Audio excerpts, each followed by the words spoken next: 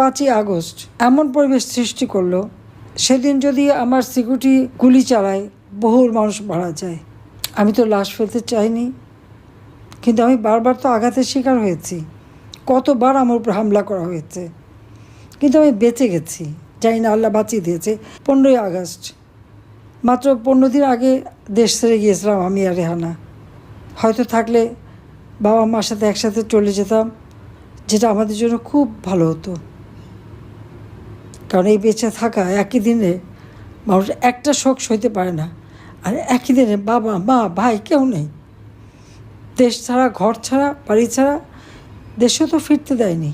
জিয়াউর রহমান ক্ষমতা দখল করার পর মার্শাল্লাহ আমাদেরকে দেশেও আসতে দেয়নি, রেহানার পাসপোর্টটাও দেয়নি। 21শে আগস্ট প্রকাশ্য দিবালোকে গ্রেনেড হামলা, মানব ঢাল রচনা করে আমাকে বাঁচালো। আমাকে যখন এভাবে ধরে রেখেছে, সেই স্প্লিন্টার এসে হানিফ ভাইয়ের মাথায়, আমাদের মেয়র হানিফ, তার মাথার মধ্যে সেখান থেকে রক্ত টপটপ করে পড়ছে আমার গায়ে। তারপর 5ই আগস্ট আমার নিরাপত্তা কর্মী সব অস্থির হয়ে গেছে, সেখান থেকে কোনো মতে বের করে নিয়ে এসছে। আমি তো জানতাম না তখন ও কোথায় যাচ্ছি। আমি বলছি আমি টুঙ্গিপাড়া চলে যাবো, থাকবো না। এত করার পরে, এত উন্নতি যাদের জন্য করলাম, তাদের যদি পছন্দ না হয়, তো আমার দরকারটা কী ছিল? কিন্তু যাও, সেভাবে দেখলাম, হ্যাঁ সেবারও বেঁচে গেলাম। কিন্তু আল্লাহর কি ইচ্ছা জানি না, আল্লাহ বারবারই বাঁচিয়ে রাখেন। বোধহয় 21শে আগস্ট বেঁচেছিলাম বলেই জাতির পিতার হত্যা বিচার, যুদ্ধ অপরাধীদের বিচার করতে পেরেছি। যারা নির্যাতিত, আপনজন হারানো, তারা হয়তো ন্যায় বিচার তাদের দিতে পেরেছি। আর এখন সেই যুদ্ধ অপরাধীদের যেখানে বিচার করেছি, সেই কোর্ট আবার, যেটা ছিল 1973 সালে পার্লামেন্টে পাশ করা, আজকে সেই জায়গায় এরা কি আইসিটি ট্রাইব্যুনালে আমাদের বিচার হচ্ছে। আমি নাকি সবাইকে হত্যা করেছি, মেট্রো রেল, বিটিভি ভবন, এসব আগুন নাকি আমি লাগিয়েছি। চিফ প্রসিকিউটর সেই বয়ানও দিলেও, সেটাই আমাদের বিরুদ্ধে মামলা। অথচ সমন্বয়করা নিজেরাই কিন্তু স্বীকার করেছে। একজন তো বলেই দিল যে মেট্রো রেলে আগুন না দিলে আর পুলিশ হত্যা না করলে তাদের আন্দোলন সফল হতো না, বিপ্লব সফল হতো না। আর একজন বিটিভিতে আগুন দিয়েছে, কত নাম্বার গাড়ি পুড়েছে সেটাও প্রকাশ্যে বলল। অন্য অন্য বিল্ডিংয়ে যারা আগুন দিয়েছে তারা নিজেরা শুধু বলেই নি, আবার মোবাইলে ছবি তুলে দেখালো যে খুব গর্বের সাথে যে তারাই আগুন দিয়েছে। তার জন্যই তো আন্দোলন সফল হয়েছে। পুলিশ, র্যাব, আনসার কতজনকে হত্যা করেছে, অনেকে তো খবরও পাওয়া যায় না। এখন যে নদী দিয়ে যে লাশ ভেসে যায়, তো মনে হচ্ছে এদেরকেই বোধহয় হত্যা করেছে। না, আমরা আওয়ামী লীগের কত নেতাকর্মীকে হত্যা করে গুম করে দিয়েছে।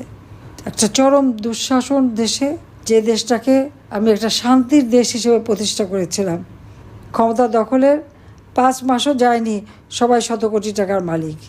এর আগে সাংবাদিক বিভু রঞ্জন সে একটু সমালোচনা করেছিল, ইউনূসের প্রেস সেক্রেটারি তাকে ধমকেছে, তারপর তার লাশ পাওয়া গেল মুন্সিগঞ্জে নদীতে।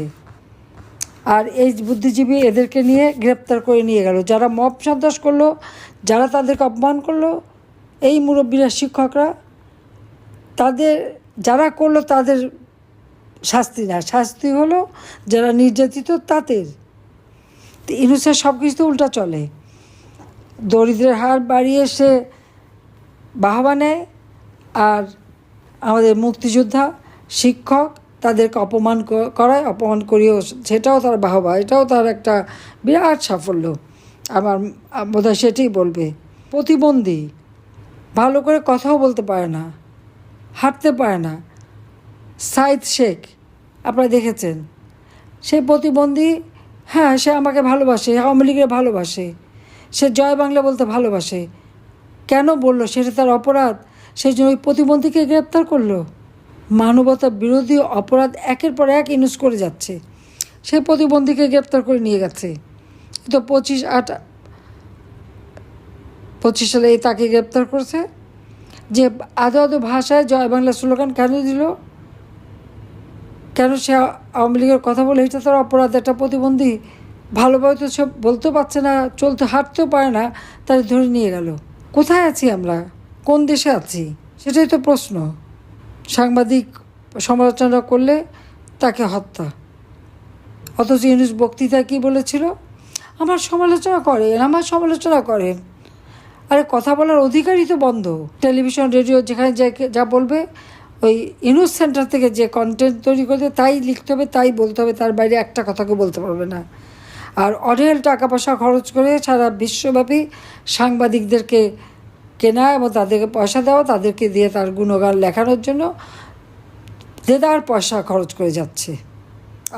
আমাদের নামে বদনাম আর তার সুনাম। তো এগুলি মানুষ বুঝে। তার পয়সা দিয়ে কেনা তার সুনাম এখন তো তার চরিত্র মানুষের কাছে আন্তর্জাতিকভাবেই আজকে উন্মোচিত হয়েছে। এখন যতই সে লিখতে শুরু করুক, ওতে আর কাজ হবে না। জনগণের উপরে যে জুলুম অত্যাচার হচ্ছে, কত আওয়ামী লীগকে হত্যা করবে? আওয়ামী লীগ না হলে কি দেশ স্বাধীন হতো? আওয়ামী লীগ না হলে কি এই পদগুলি পেত? ইউনূসই বা এখানে অবৈধভাবে ক্ষমতা দখল করে যে আজকে মানে প্রধানমন্ত্রীর সুযোগ সুবিধা ভোগ করছে। জাতির পিতা বঙ্গবন্ধু শেখ মুজিব এবং যদি এই আওয়ামী লীগকে নিয়ে দেশটা স্বাধীন না করতো, তাহলে কি এই সুযোগটা পেত? এইভাবে একটা দেশ চলতে পারে না। ইউনূস আমার কাছে এসে হাত পেতেছিল গ্রামীণ ফোনের জন্য, আমি সেই ব্যবসা তাকে দিয়েছি। গ্রামীণ ব্যাংকের টাকা গ্রামীণ ফাউন্ডেশন করে টাকা সরিয়ে আমাকে এসে বলছে টাকা নেই। তখন তো জানি না যে এই শয়তানি করেছে। এটা তো পরে অডিট রিপোর্ট এবং ওই বাংলাদেশ ব্যাংকের রিপোর্ট আমার কাছে আছে, সেগুলি পড়ে এখন আমি এনে বসে বসে পড়ে দেখি। সেই টাকা 400 কোটি টাকা গ্রামীণ ব্যাংকে আমি দিয়েছি। আর তারপরে আমাদের বিরুদ্ধেই সে চক্রান্ত শুরু করলো সেই 2001 সাল থেকে। 25 বছর পর সাকসেসফুল। তার ম্যাটেরিয়াল ডিজাইন ক্ষমতা পেয়ে বাংলাদেশের সমস্ত উন্নয়ন ধ্বংস করে আজকে দেশটাকে শেষ করে দিচ্ছে। কাজে এর হাত থেকে দেশকে রক্ষা করতে হলে সবাইকে এক হতে হবে, ঐক্যবদ্ধ হতে হবে। আমরা এই দেশ রক্ত দিয়ে আমরা স্বাধীন করেছি। আমাদের সংবিধান রক্তে লেখা সংবিধান। আমাদের পতাকা লাখো শহীদের রক্তে রঞ্জিত পতাকা। কাজে এটার উপর হাত দেবে, সংস্কার করবে। আর কি বিপ্লব করেছে তারা? মানুষ খুন করা, আগুন দিয়ে পোড়ানো, এটা কি বিপ্লব হয় নাকি? বিপ্লব করে মানুষ মানুষের কল্যাণের জন্য, কিন্তু দেশের মানুষকে মেরে ধরে, পুলিশকে মেরে, আওয়ামী লীগ নেতাকর্মী, সাংবাদিক, তারপরে আইনজীবী, এদের হত্যা করে ওটা বিপ্লব না। ওটা হচ্ছে জঙ্গির কাজ, সন্ত্রাসীর কাজ। আজকে বাংলাদেশে কী দেখা যায়? সেই পাকিস্তানি জামাতুল আনসার ফিল হিন্দাল, হিজবুত তাহরির, জেএমবি, আনসারুল্লাহ বাংলা টিম, তারপর তালেবান, শিবির, বিএনপি, এইসব জঙ্গি সবদের নিয়ে আজকে চলাফেরা। এদের হাত থেকে দেশকে রক্ষা করতে হবে। আর এই জঙ্গিদের নেতা হলো ইউনূস। সবাই ঐক্যবদ্ধ হন, এদের হাত থেকে দেশকে রক্ষা করার জন্য সবাইকে একসাথে কাজ করার আমি আহ্বান জানাচ্ছি।